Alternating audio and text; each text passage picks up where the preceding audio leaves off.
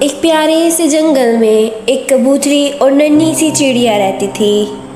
وہ دونوں ایک دوسرے سے بہت زیادہ مختلف تھیں، لیکن ان کے اندر پیار اور دوستی ایک جیسی تھی۔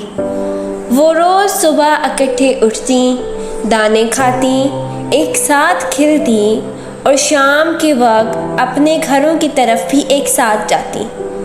جنگل کے دوسرے پرندے بھی حیران ہوتے کہ یہ دو الگ الگ پرندے کیسے اتنے گہرے دوست بن گئے ہیں۔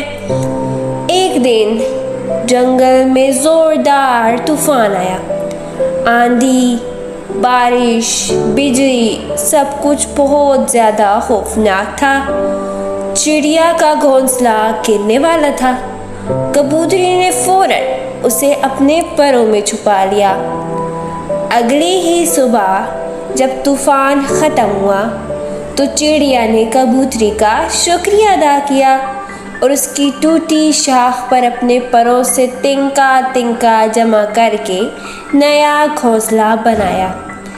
یہ منظر دیکھ کر جنگل کے سب جانور حیران ہو گئے۔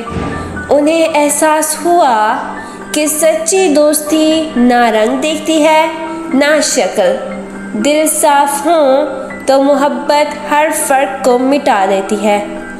اور تب سے جنگل میں کبوتری اور چڑیا کی دوستی ایک مثال بن گئی۔